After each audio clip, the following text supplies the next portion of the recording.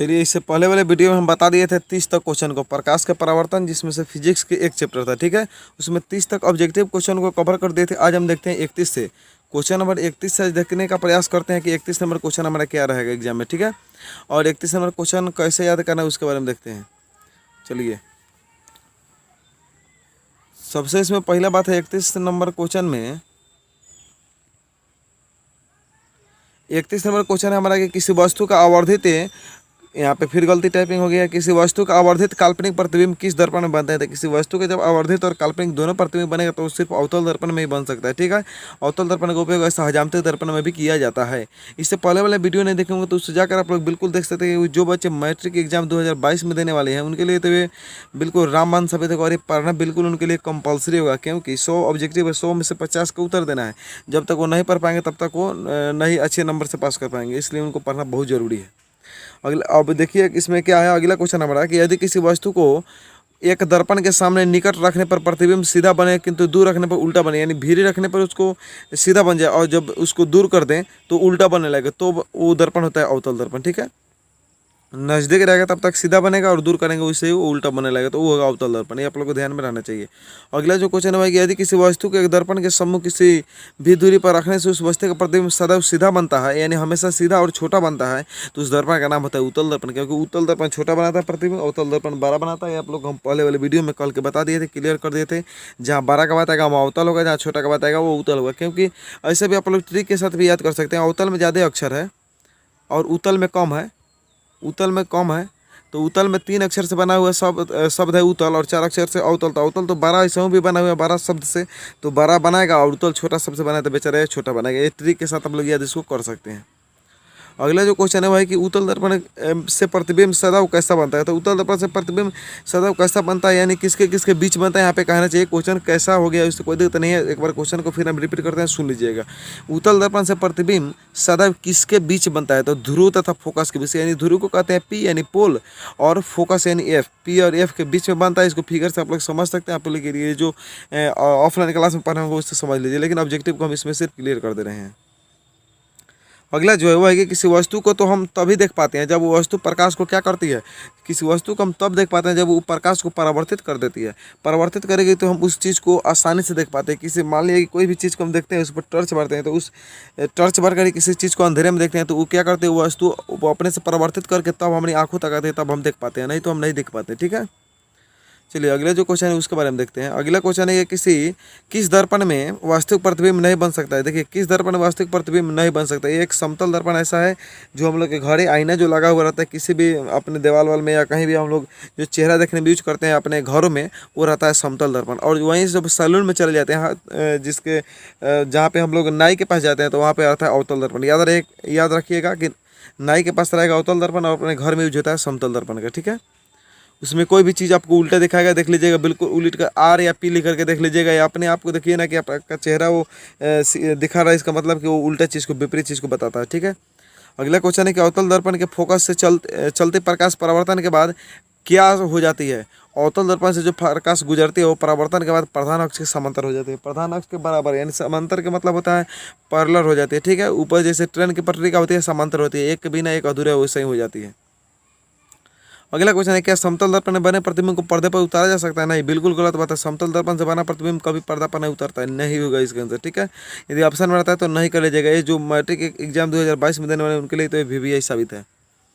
चलिए अगला क्वेश्चन है हमारा 39 नंबर। इससे पहले हम बहुत सारे क्वेश्चन 30 क्वेश्चन लगभग कर दिए थे और आज इस वीडियो में हम उसी क्वेश्चन को सिलेक्ट किए हैं जो हम नहीं कर पाए थे, ठीक है। अगला क्वेश्चन है कि प्रकाश की एक किरण किसी समतल दर्पण पर 60 डिग्री कोण बनाते हुए टकराते तो उसका परावर्तन कोण 30 डिग्री हो जाएगा, ठीक है। 60 डिग्री से बनाएगा तो 30 डिग्री पर हो जाएगा। अगला जो क्वेश्चन है भाई कि कौन उत्तल दर्पण की फोकस दूरी है जिसको वक्रता त्रिज्या 32 सेमी या 16 सेमी हो जाएगा? क्योंकि सूत्र आप लोग पढ़ लिए हैं, F बराबर R/2, यानी इसकी संबंध कथी होती है, आधी के संबंध होती है। तो F की जगह पर कितना रखना है आपको, वक्रता त्रिज्या R है तो R की जगह पर 32 रखिए, 32/2 की जगह 32 से कट जाएगा, 2 मरतबे 16 आंसर हो जाएगा, ठीक है। यहाँ पे जितना रहेगा उसका अधिया यहाँ पे होगा। एक बात ध्यान यहाँ पे रखिएगा कि कोई उत्तल दर्पण की यदि बात किया जाए तो वक्रता त्रिज्या यदि उसका जितना भी रहे उसका अधिया कर लीजिएगा तो उसका फोकस दूरी हो जाएगा, ठीक है। उसको फोकस दूरी निकाला तो वक्रता त्रिज्या का वो अधिया कर लीजिएगा। मान लीजिए यहाँ पे 50 रहेगा तो यहाँ पे 25 लिख करके आप आंसर उसको बना सकते हैं आसानी से, ठीक है। यहाँ पे कोई भी चीज़ रह सकता है यहाँ पे। 32 के ऊपर आपको 52 दे सकता है, 100 दे सकता है, 120 दे सकता है, कुछ भी दे सकता है। इसका अधिक कर लेना हो जाएगा प्लस में, ठीक है, क्योंकि उत्तल दर्पण की फोकस दूरी हमेशा धनात्मक होती है, इसलिए प्लस लगाएं, अवतल आता तो यहाँ पे माइनस हो जाता। चलिए अगले क्वेश्चन को हम ध्यान से देखते हैं। अगले क्वेश्चन क्या है, एक उत्तल दर्पण की फोकस दूरी 20 सेमी है, तो इसको वक्रता त्रिज्या कितने होगी 40। देखिए एक बात ध्यान दीजिएगा यहाँ पे, क्योंकि आर बराबर आप लोग सूत्र पढ़े हुएगा 2f, तो वक्रता त्रिज्या निकालनी है, तो इसकी फोकस दूरी कितना है 20, तो वक्रता त्रिज्या आर बराबर 2f, यानी 2 गुने एफ का वैल्यू कितना है 20, तो 20 दूनी 40, यानी आंसर इसका कितना हो जाएगा 40। यहाँ पे एक बात आप लोग को ध्यान में रहना चाहिए कि उसकी यदि फोकस दूरी 40 सेमी है तो वक्रता त्रिज्या पूछेगा तो 40 दूनी 80 कर दीजिएगा, ठीक है। फोकस दूरी दिया रहेगा तो वक्रता त्रिज्या दुगुनी हो जाती है, और जो वक्रता त्रिज्या दिया रहता है तो फोकस दूरी निकालने के लिए हम अधिया में चल लेते हैं, यानी 2 से भाग दे देते हैं। चलिए अगला क्वेश्चन को हम देखते हैं, ये आपका न्यूमेरिकल था। अगला क्वेश्चन को देखते हैं कि प्रकाश के गमन पथ की दिशा को क्या कहते हैं। प्रकाश के जिस पथ में गमन करते हैं उसको किरण कहा जाता है, उसके गमन पथ की दिशा क्या कहलाती है, किरण कहलाती है। अगला क्वेश्चन है कि किस दर्पण को अभिसारी दर्पण कहा जाता है। ये भी आपके क्वेश्चन है, अमकी बार एग्जाम में यानी 2021 के एग्जाम में पूछे भी गए हैं क्वेश्चन है।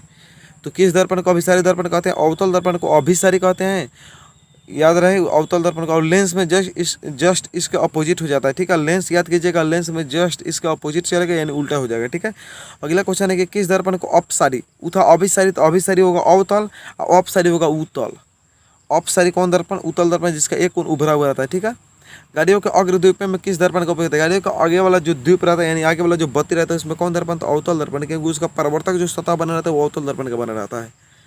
चलिए तो अगला क्वेश्चन हम देख लेते हैं, हजामती दर्पण। कल के वीडियो में भी बता दिए थे या अभी भी बता दिए कि हजामती यानी जितना भी चीज़ का उपयोग मानव अपने दैनिक जीवन में लगभग प्रतिदिन करता है अधिकांशतः, वो अवतल दर्पण कहता है, ठीक है। तो हजामत दर्पण किसे कहा जाता है, अवतल दर्पण को, यानी घर में लगा रहता है वो समतल दर्पण रहता है, गाड़ी के साइड मिरर में रहेगा वो उत्तर रहेगा, और जो हम सैलून में देखते हैं उसे कौन दर्पण कहते हैं, अवतल दर्पण। अगला क्वेश्चन है कि चंद्रमा कैसी पिंड है, वो चंद्रमा अदीप्त पिंड है। चंद्रमा कैसी पिंड है, अदीप्त। प्रदीप्त या दीप्त पिंड हम लिखवा दिए थे, या यानी कि कल वीडियो में हम पढ़ा दिए थे कि दीप्त या प्रदीप्त पिंड उसे कहते हैं जो हमारी आंखों को दिखाई देती है, ठीक है। और चंद्रमा कैसी पिंड है, तो ये अदीप्त पिंड है, ठीक है। चलिए अगला क्वेश्चन को हम देखते हैं, गोलीय दर्पण के ज्यामितीय केंद्र को क्या कहते हैं। गोलीय दर्पण के ज्यामितीय केंद्र को ध्रुव कहते हैं। ध्रुव को इंग्लिश में पोल कहा जाता है, पोल, POLE, ठीक है। यहाँ पे आप लोग कंफ्यूज ना होइएगा। अगला क्वेश्चन को हम ले लेते हैं। अगला क्वेश्चन क्या है, अगला देखिए क्वेश्चन है कि प्रतिबिंब कितने प्रकार के होते हैं। प्रतिबिंब होते हैं 2 प्रकार के, वास्तविक प्रतिबिंब और काल्पनिक प्रतिबिंब। हम यहाँ पे लिख देना चाहेंगे वास्तविक प्रतिबिंब और काल्पनिक प्रतिबिंब। चाहे तो आप लोग लिख सकते हैं, नहीं तो आप लोग बिल्कुल इसको पढ़ सकते हैं। देखिए इस वीडियो को कम से कम 10 बार 15 बार देखिएगा, इससे आपको क्या होगा कि याद हो जाएगा बहुत आसानी से। और जो बच्चे इसको नहीं पढ़ पाए उनके लिए कम से कम शेयर कर दीजिएगा आपको, क्योंकि वो लॉकडाउन की वजह से तो नहीं पढ़ पाए और अच्छे नंबर से पास कर पाए, इसीलिए उनको शेयर कर दीजिएगा।